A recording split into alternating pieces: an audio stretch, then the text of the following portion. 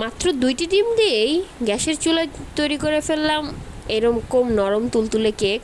তো এই কেকটা বানানোর জন্য প্রথমেই আমি শুকনো উপকরণগুলো চেলে নেব। এর জন্য দিয়ে দিচ্ছি 1 কাপ পরিমাণ ময়দা, তারপর দিয়ে দিচ্ছি 1.5 চামচ বেকিং সোডা।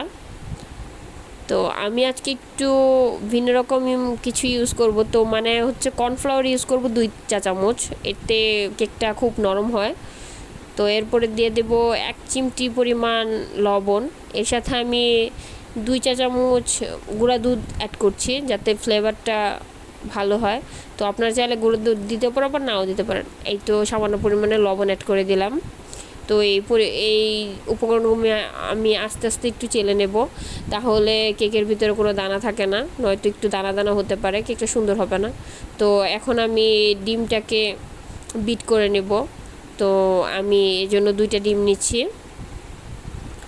তো ডিমগুলোকে আমি ফার্স্টে হচ্ছে ডিমের সাদা অংশকে বিট করব, আর কুসুমগুলোকে আস্তে হালকা করে আলাদা করে রাখছি, কারণ আপনি যদি সুন্দর কেকটা বানাতে চান তাহলে আপনার 2টা আলাদা করাই বেটার। একসাথেও করা যায়, কিন্তু আপনি যদি আলাদা আলাদা করে করেন, 2বারে করেন, সাদা অংশটা আগে করেন, তাহলে খুব ভালো হবে। এখন আমি পরিমাণ মতো চিনি দিয়ে দিচ্ছি। আমি চিনিটা একটু বেশিই খাই, এই জন্য হচ্ছে প্রায় এক এক কাপ পরিমাণে চিনি দিয়ে দিচ্ছি। তো আপনারা চাইলে একটু কম দিতে পারেন, এটা খুব কড়া মিষ্টি হবে কিন্তু। তো আমি এখন আস্তে আস্তে হালকা হালকা পরিমাণে চিনি নিয়ে ডিমের সাথে হালকা হালকা করে বিট করব। তো আমি ইলেকট্রিক বিটারের সাহায্যে বিট করছি।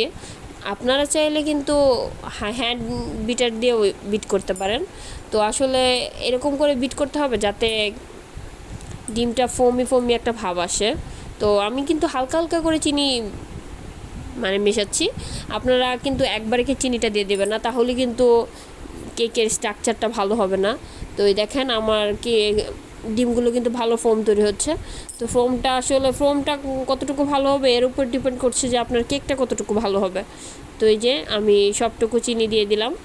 তো আমার কিন্তু ডিমের সাদা অংশটা বিট করা প্রায় শেষ। দেখেন একটা ক্রিমি একটা স্ট্রাকচার চলে আসছে, পুরো ক্রিমের মতো মনে হচ্ছে, ডিম যেটা মনেই হচ্ছে না। যে আমি ডিমের কুসুমগুলোকে এখন মিশিয়ে হালকা করে বিট করে নেব। তো বিট করা শেষ হলে আমি আস্তে আস্তে শুকনো উপকরণগুলো হালকা আলতোভাবে মেশাবো। তো আপনারা এটা একটু খেয়াল রাখবেন যে খুব উল্টাপাল্টা করে মেশানো যাবে না। তো আপনারা যেভাবে আসলে চামচটা ঘোরাবেন, তো ওইভাবেই ঘোরাতে হবে, যাতে মানে মিশ্রণটা খুব আলতোভাবে নাড়াতে হবে, নয়তো কেকটা কিন্তু একবারই ফুলবে না। তো আপনারা একটু ট্রাই করবেন খুব আস্তে আস্তে নাড়ানোর জন্য, একটু খেয়াল রাখবেন এই নাড়ানোর ব্যাপারে। তো আমি কিন্তু একবারে সবগুলো উপকরণ মিশাইনি, আস্তে আস্তে একটু একটু করে মেশাচ্ছি। তাহলে মানে কেকের নিয়মটাই কিন্তু এটা যে আপনি একটু আস্তে আস্তে আস্তে আস্তে সবগুলো উপকরণ মিক্সড করবেন। একবারে দিলেই কেকটা কিন্তু নষ্ট হয়ে যায়। কেক হচ্ছে আলতো হাতের কাজ, আপনি উল্টাপাল্টা নাড়াবেন তখনই দেখবেন যে কেকটা একবারে নষ্ট হয়ে গেছে। কাপমান তেল, তো তেলটা আপনারা একটু চাইলে কমও দিতে পারেন, তেলটা একটু বেশি দিলে আমার মনে হয় তেলটা ভালো হয়। তো এখন এই যে আমার বাটারটা তৈরি হয়ে গেছে। এখন আমি 2টা ডিমের মোল্ড নিয়েছি, মোল্ডের মধ্যে আমি আস্তে আস্তে করে কেকের মানে ফোমটা ঢেলে দেব। তারপর আমি এগুলো ঢালা শেষ হলে কেকের মোলটাকে একটু ঝাঁকিয়ে নেব যাতে ভিতরে কোনো বাবলস না থাকে। বাবলস থাকলে কিন্তু কেকের ভিতরে দেখবেন ফাঁকা ফাঁকা হয়ে গেছে। তো আপনারা একটু কেকটাকে একটু ঝাঁকি দিয়ে দিয়ে কেকটাকে মানে কেকের ভিতরে সবগুলো যাতে সমানভাবে বসে এরকম করে বসাবেন। এই তো আমি কিন্তু 10 মিনিট আগে থেকে চুলার মাঝখানে একটা কড়াইয়ের মাঝখানে বালু নিয়ে আমি বসিয়ে রেখেছিলাম। তো দেখেন আমার পেনটা কিন্তু অনেকটা হিট হয়ে গেছে 10 মিনিটে। প্রায় পেনটা প্রিহিট দিতে হবে, অবশ্যই কেক বানানোর আগে আমাদের প্রিহিট দেওয়া দরকার। আর দেখেন আমি চুলার আঁচটা একবারে লো আঁচে রেখেছি, মানে যতটুকু কমানো যায়।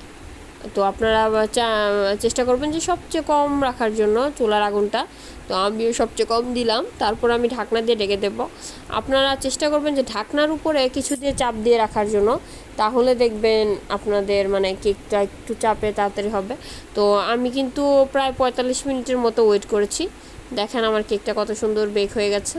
তো আপনারা একটু ট্রাই করবেন, ভিতরে একটা টুথপিক দিয়ে দেখবেন যে টুথপিকের সাথে যদি কিছু বেজে না আসে তাহলে বুঝবেন যে কেকটা হয়ে গেছে। তো এই দেখেন আমার কেকটা আমি যে রেডি। দেখেন কেকটা কতটুকু সফট হয়েছে, আর খেতেও কিন্তু দারুণ হয়েছে। আপনার